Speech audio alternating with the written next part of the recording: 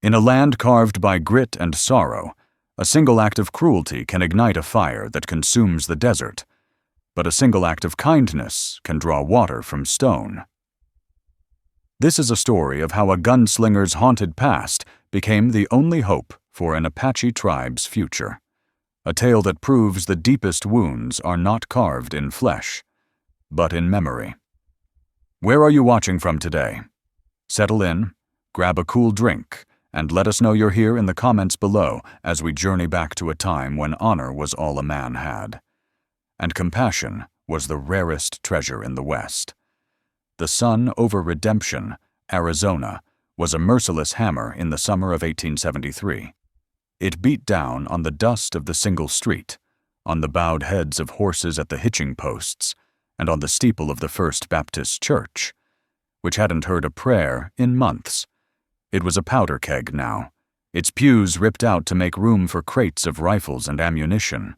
The town, and the church with it, had been seized by a fever, a righteous fury aimed at the Apache, whose ancestral lands pressed in on all sides. Levi half leaned, half slumped against the shaded wall of the general store, the brim of his hat low over his eyes. He was a man made of dust and distance, his face a roadmap of hard miles, and his clothes worn to the color of the earth. He was just passing through, a ghost drifting from one horizon to the next. His only companion, the heavy Colt peacemaker on his hip and the heavier weight in his soul. He had no stake in this town's war. He'd had his fill of wars.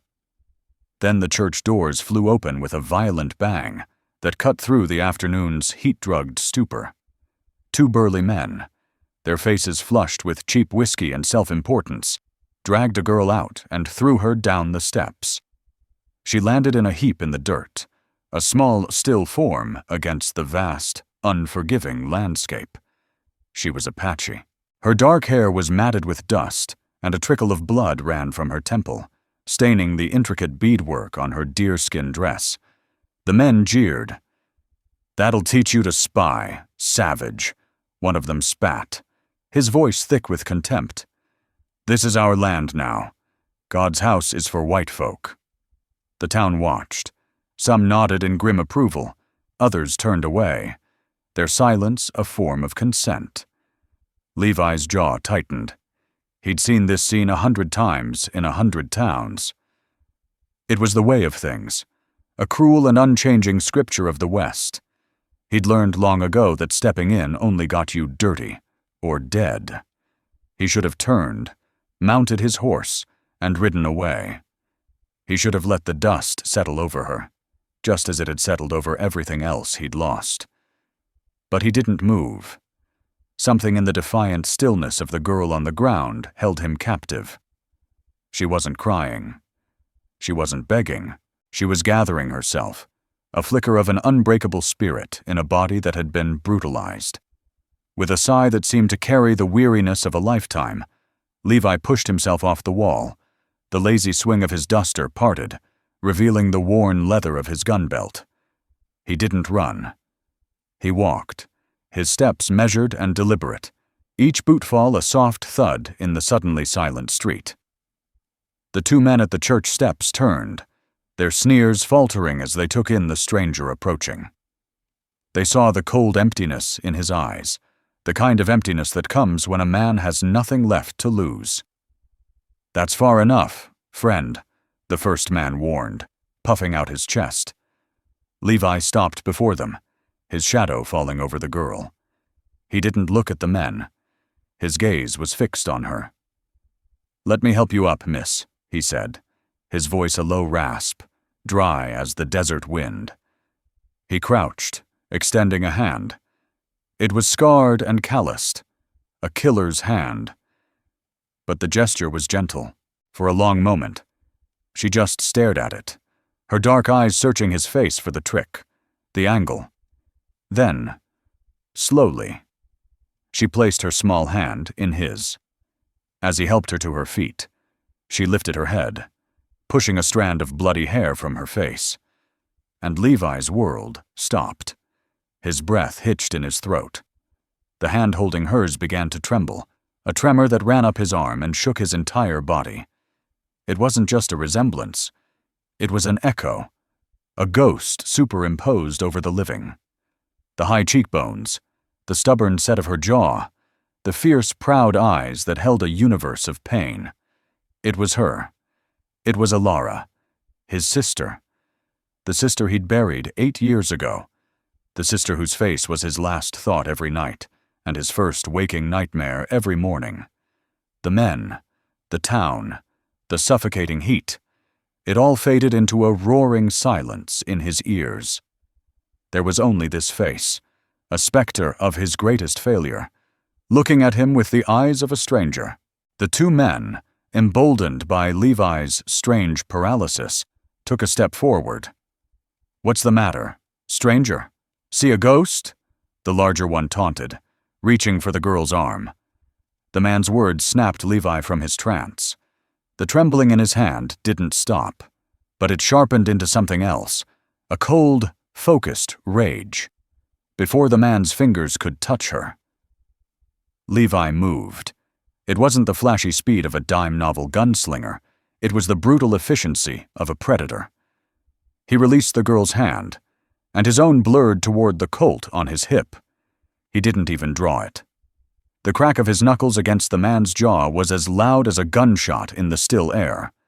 The man crumpled, unconscious before he hit the dirt. The second man stared, his whiskey-fueled courage evaporating. Levi's eyes, no longer empty but now burning with a protective fire, locked onto him. "Leave," Levi rasped, the single word carrying the weight of a death sentence. The man scrambled backward, tripped over his own feet, and fled into the saloon. The street was empty again. Levi turned back to the girl, his breathing heavy. The ghost of Alara was still there in her features, a cruel trick of the light, and of his own broken memory. "We need to go," he said, his voice tight. "They'll be back with friends." She simply nodded, her gaze unwavering. Her name was Tsela. She didn't know why this stranger trembled at the sight of her, but she recognized the ghosts in his eyes. Her own people had a name for it, the sorrow that walks behind. He led her to his horse, a stoic gray gelding that had seen as many hard miles as he had. As he helped her mount, his hands were clumsy, his touch hesitant, as if he feared she might crumble into dust like a memory. He swung up behind her, his body a shield around hers, and spurred the horse into a gallop, leaving the town of redemption and its stolen church behind them. They rode for hours, the setting sun painting the sky in hues of blood and gold. They didn't speak. The only sounds were the horse's hooves on the baked earth, and the wind whispering through the sagebrush. Levi pushed them hard, putting as much distance as possible between them and the posse that was surely forming.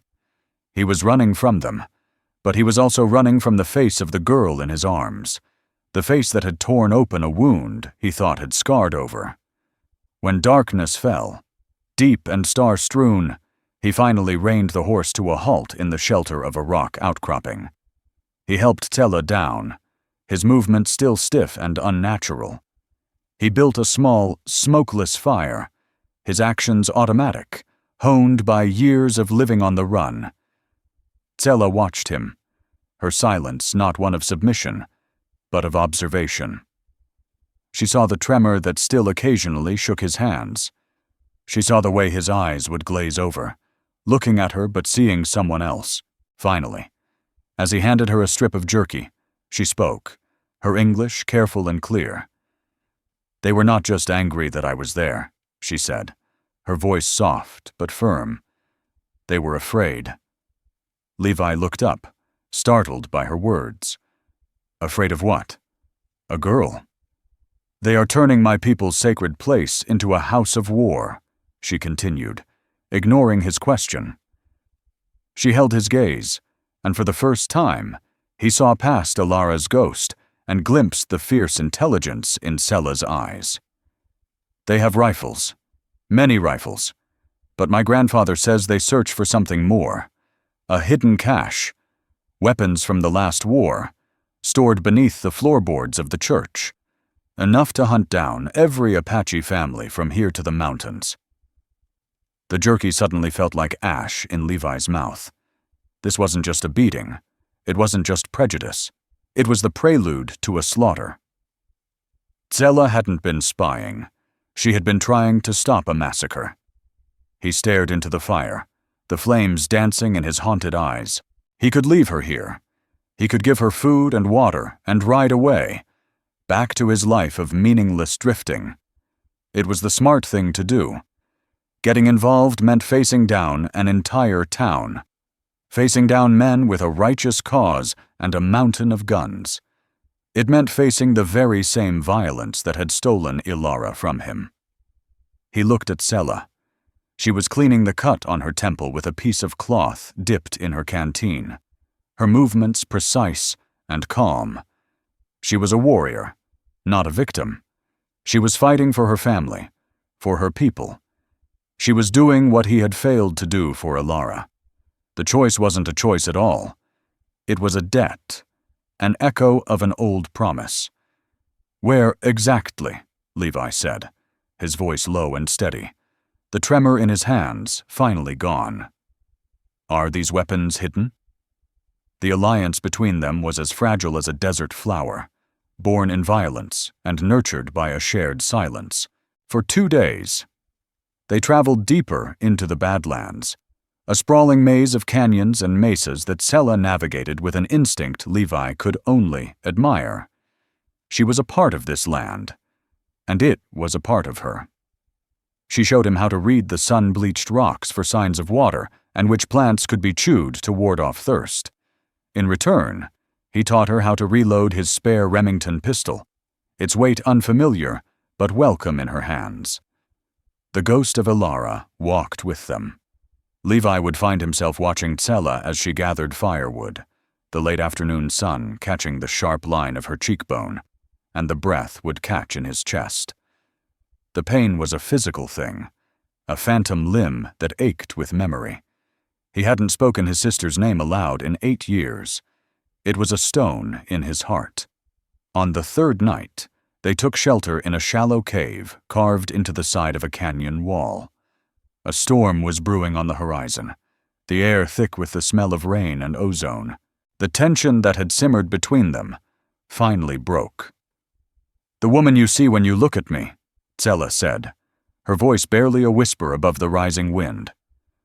"Who was she?" Levi froze, the piece of kindling in his hand snapping. He stared into the small fire, at the way the flames consumed the wood, turning it to ash. For a long moment, he said nothing. He had never told anyone the full story, had never given shape to the guilt that had hollowed him out. But in the quiet patience of Sela's gaze, he found an unexpected sanctuary.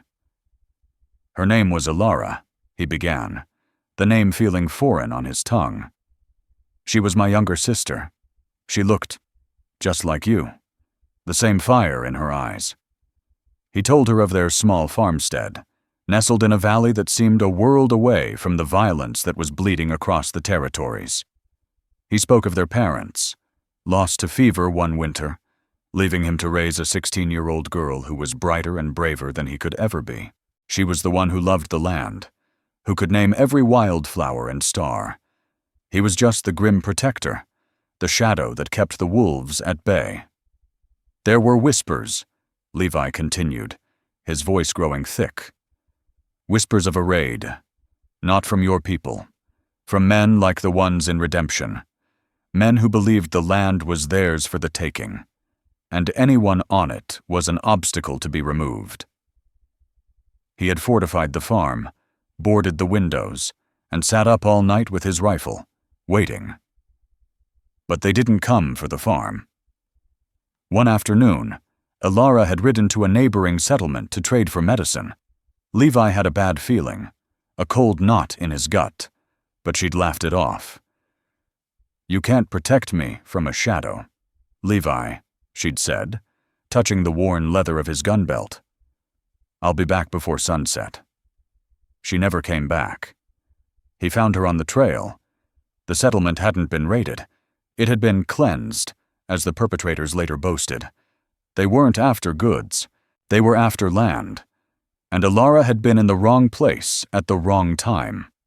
Levi's memory of what followed was a red blur of grief and rage. He remembered burying her under the great oak tree she had loved. He remembered strapping on his gun belt, the same one she had touched just hours before, and riding out. He'd hunted down 2 of the men responsible, but the trail for the leader went cold. The act of vengeance hadn't brought peace. It had only emptied him out, leaving behind the hollowed-out drifter Tsela had met in redemption. When he finished, the cave was silent, save for the howling wind outside. A single tear traced a path through the grime on his cheek. He didn't wipe it away. Tsela reached out, not to comfort him, but in a gesture of shared understanding. She gently touched the sleeve of his duster. "The sorrow that walks behind you," she said softly. "My people say it is the spirit of a loved one asking you to finish their journey." She paused, her dark eyes holding his. "Her journey is not over. Levi, it brought you to me." In that moment, under the fury of the desert storm, the fragile alliance between them was forged into something stronger. It was no longer just his debt or her mission. It was a shared path. The memory of Alara was no longer just a ghost haunting him. She was a beacon, a spark of hope that had been passed from her hands to Tsela's. Levi looked at the girl before him, and for the first time, he saw not just the face of his lost sister, but the determined, courageous face of Tsela herself. And he knew, with a certainty that settled deep in his bones, that he would not fail this time. Their journey was no longer a flight, but a hunt. Guided by Tsela's knowledge and fueled by Levi's grim purpose, they circled back toward redemption, moving like shadows through the rugged terrain that bordered the town. They needed to know what they were up against, how many men, their routines, and the exact location of the hidden armory. The church, once a symbol of peace, was now the heart of the enemy's territory. They made camp in a cluster of rocks overlooking the town, a hawk's eye view that allowed them to watch without being seen. For a day, they observed, men with rifles patrolled the perimeter of the church, their movements sloppy and arrogant. They drank openly, their laughter echoing in the quiet air, confident in their power. That evening, as dusk settled, a wagon pulled up to the church, and a man dismounted. He was not like the others. He was tall and dressed in a clean, dark coat, his movements precise and authoritative. The guards straightened up in his presence, their drunken slouch replaced by a tense alertness. The man surveyed the church, his face a mask of cold satisfaction. "Silas," Tsela whispered from beside Levi, her voice tight with a venom he had never heard from her before. "Silas Blackwood. He is the serpent who whispers poison into the ears of these men. He promises them land, prosperity, our land, our prosperity." Levi's blood ran cold. The name was like a key turning a lock in the darkest cellar of his memory. Blackwood. It was the name that had haunted his half-remembered nightmares for 8 years. The leader of the raiders, the man whose trail had gone cold, he had been called Silas. Could it be the same man? A coincidence of a common name in a vast territory, as if to answer his unspoken question. Silas turned to one of his men, his voice carrying on the still evening air. "The final shipment arrives tomorrow. Once it's secured in the hold, we'll be ready. The bell will ring at dawn on Sunday. A proper Christian call to cleanse this valley of the heathens, just as we did at Willow Creek." Willow Creek. The name hit Levi like a physical blow. Willow Creek was the name of the settlement where Alara had been killed. It wasn't a coincidence. It was fate, a cruel and twisted knot pulling the threads of their lives together. The man standing there, basking in the twilight, was not just Tsela's enemy. He was the architect of Levi's entire broken existence. The serpent in this stolen sanctuary was the very same one who had poisoned his life. A rage, cold and pure, settled over Levi. It wasn't the hot, blind fury of his youth. It was a patient, calculated hatred.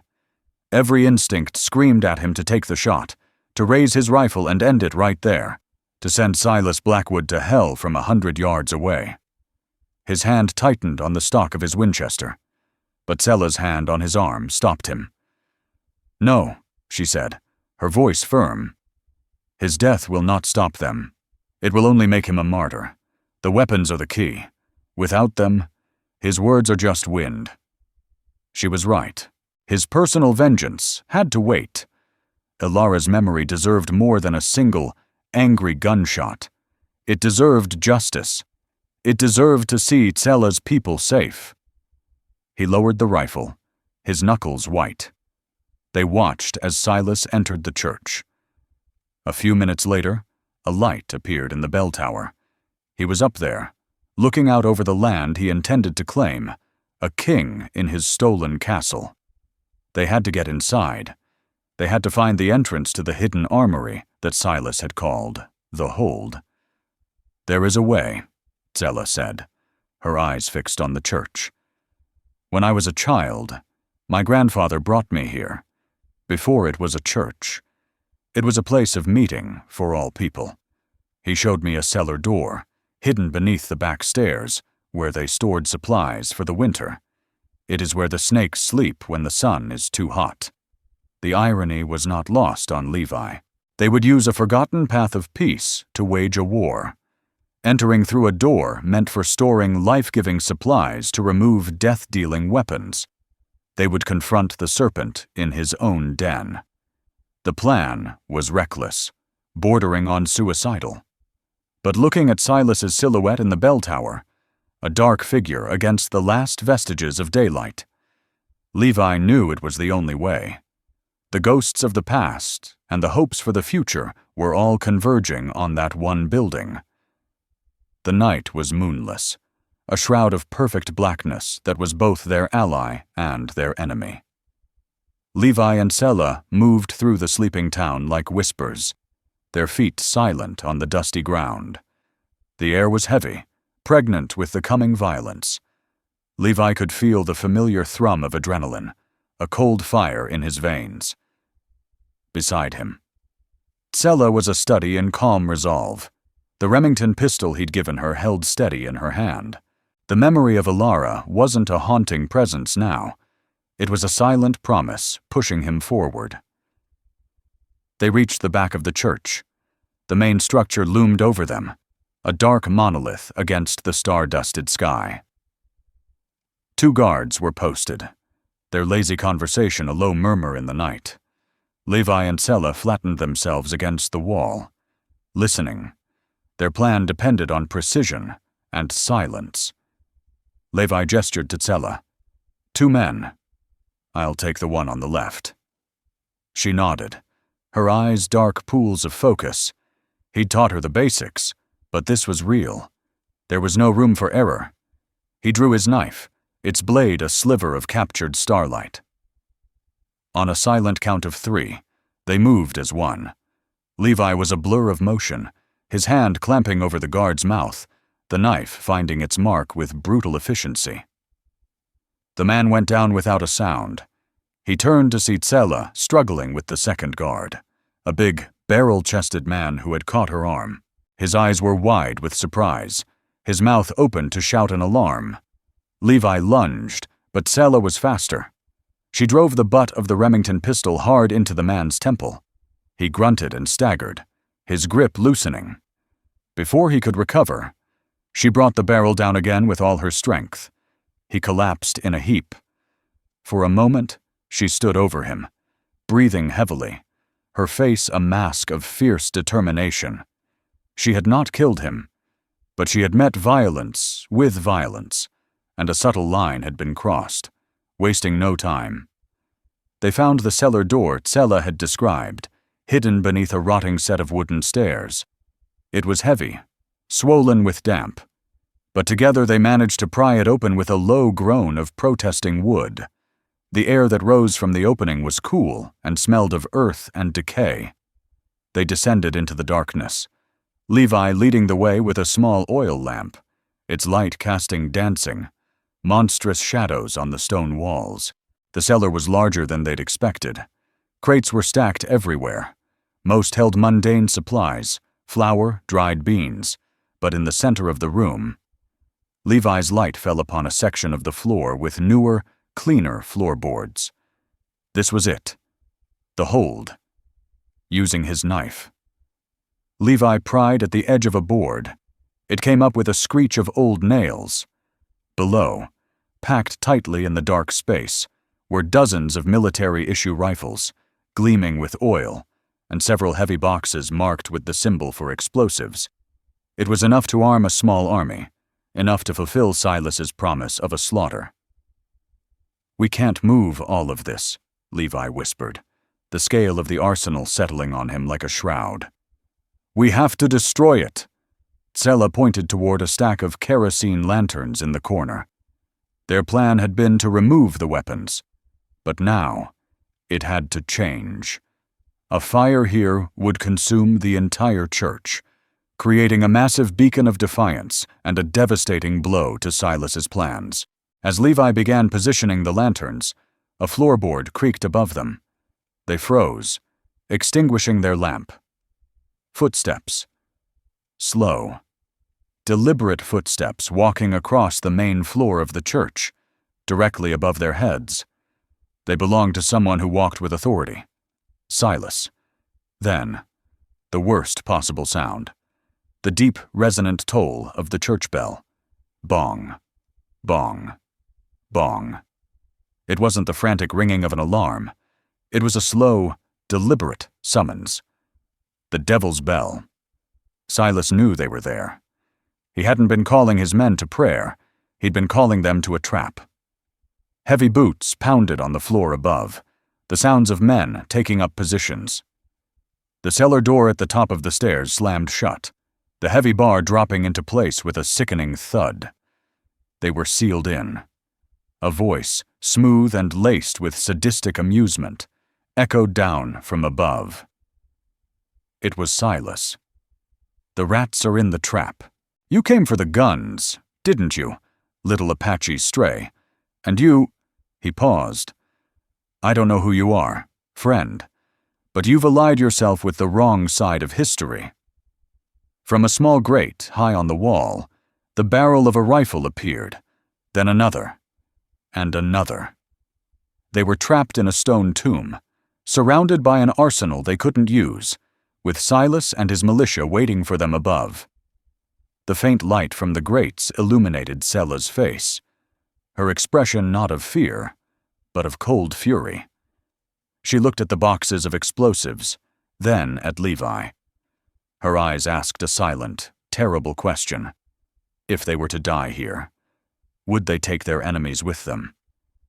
"There's always a way out," Levi breathed, his mind racing faster than it ever had before. Panic was a luxury they couldn't afford. He grabbed Tsela's arm, pulling her away from the center of the room and into the deep shadows behind a stack of crates. Just as a rifle shot splintered the floorboards where they had been standing. "The old well," Tsela whispered urgently, her eyes darting around the cellar. "Grandfather said they covered it over when they built the church. It should be in the north corner." It was a sliver of a chance, but it was all they had. Keeping low, they moved along the stone wall, the sounds of the militia above them a constant, terrifying presence. Silas was toying with them, ordering sporadic shots into the cellar to keep them pinned, in the far corner, hidden under a pile of rotted burlap sacks. They found it, a circular stone cap, about 3 feet wide. It was impossibly heavy. Levi jammed the tip of his knife into the seam, trying to find purchase. His muscles strained, veins standing out on his neck. Tsela added her strength, her hands raw as they scraped against the rough-hewn stone. With a final, desperate heave, the cap shifted, scraping open just enough for a person to squeeze through. A wave of cool, damp air washed over them. Below was nothing but blackness. "They'll be coming down the stairs any second," Levi said, his voice grim. He looked from the well to the crates of explosives, then back to Tsela. A new, desperate plan formed in his mind. He grabbed one of the kerosene lanterns and a box of matches. "Go. Get to your people. Warn them. I'll hold them off." Tsela stared at him, her eyes wide with disbelief and defiance. "No. We do this together." "There's no time to argue," Levi hissed, shoving the spare Remington pistol more firmly into her hand. He saw the ghost of Alara in her stubborn refusal, in her fierce loyalty. "What happened to my sister? I won't let it happen to you. Her journey brought me to you. Remember? Now you have to finish it. Go." He pressed his hand against her cheek for a single, fleeting moment. It was a gesture that spoke of 1,000 unsaid things, of gratitude, of shared purpose, of a redemption he was only just beginning to understand. Tears welled in Tsela's eyes, but she nodded, understanding the sacrifice he was prepared to make. She slipped through the opening and into the darkness of the well shaft, without another word. Levi took a deep breath, the air tasting of dust and gunpowder. He uncapped the lantern, spilling a trail of kerosene from the well to the stacked boxes of dynamite. He could hear the heavy bar being lifted from the cellar door. He struck a match. Just as the door creaked open and Silas's silhouette appeared at the top of the stairs, Levi tossed the match onto the trail of fuel. A line of fire erupted, a serpent of orange flame that raced toward the explosives. Levi didn't wait to see the result. He swung himself into the well shaft, his boots finding a narrow, slippery ledge just below the opening. The world exploded. A deafening roar shook the very foundations of the earth. The church above them erupted in a maelstrom of fire and splintered wood. The force of the blast threw Levi from his perch, and he tumbled down into the darkness of the well. He landed hard in several feet of frigid water, the impact knocking the wind from him. His head struck something sharp, and his vision swam in a haze of pain.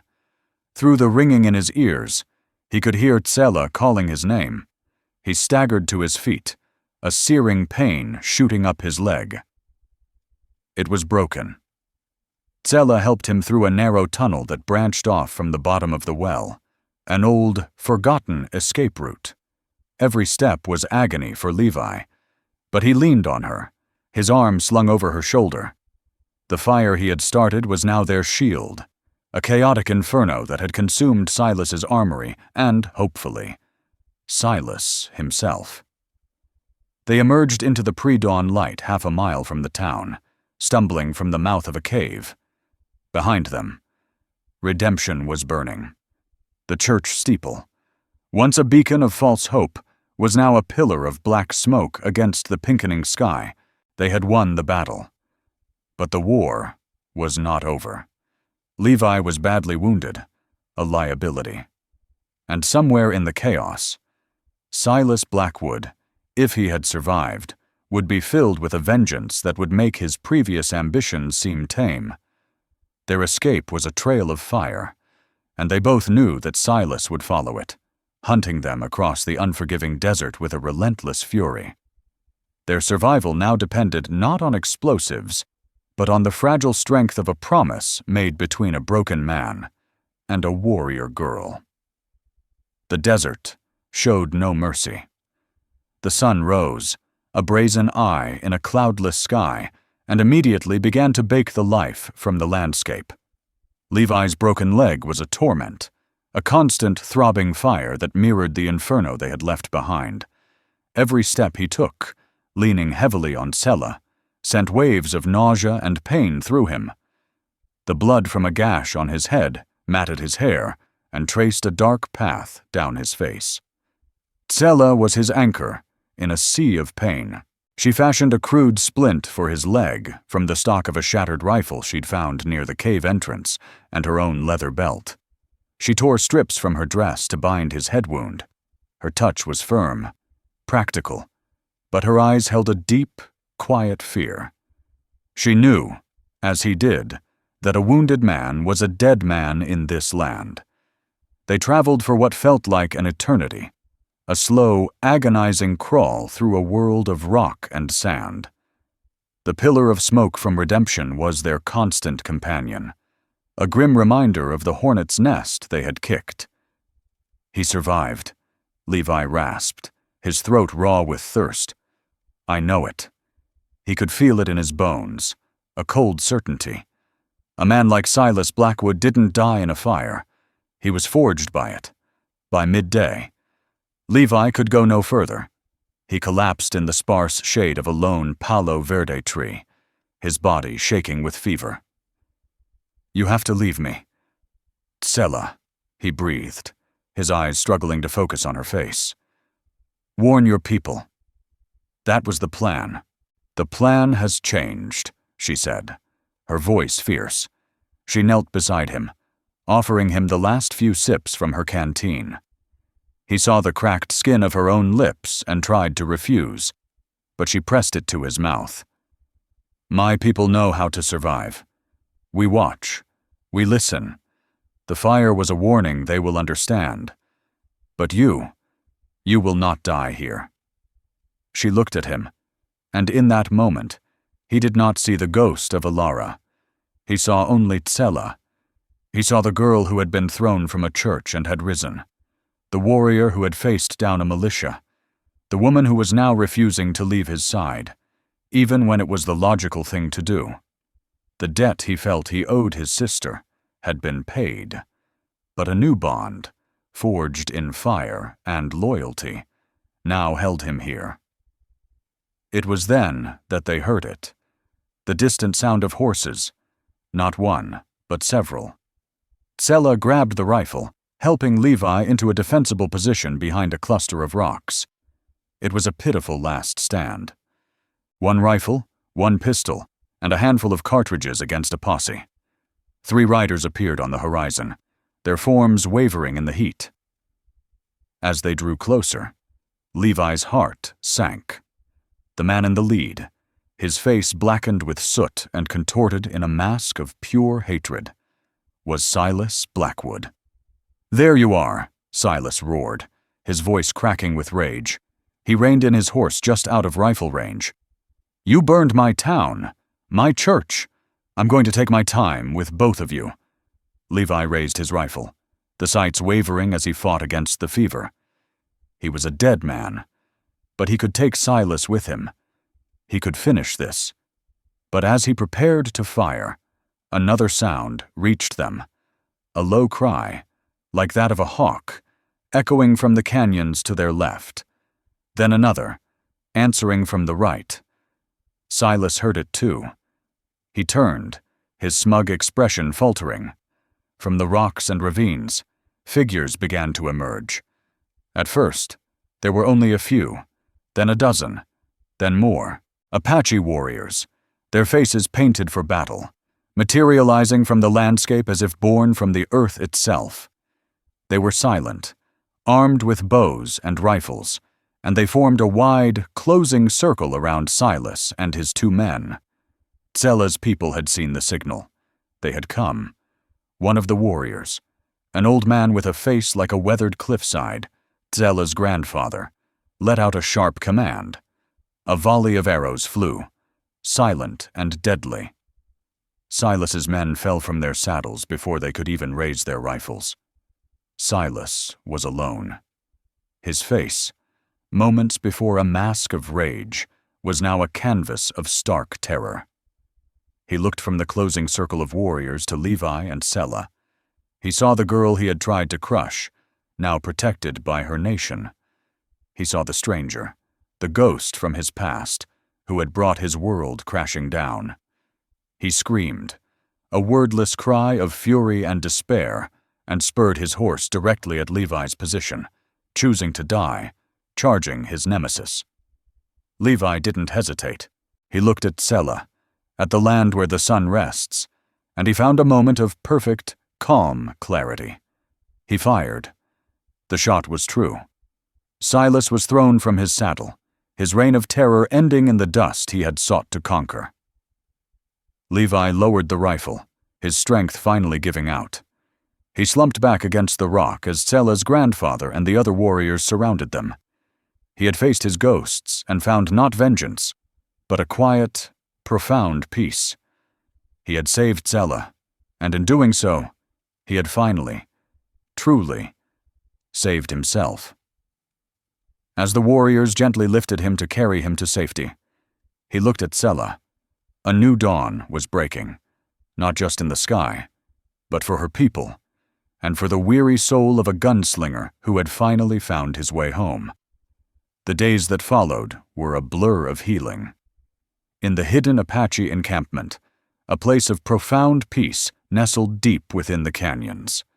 Levi's fever broke, and his leg began to mend under the care of the tribe's healers.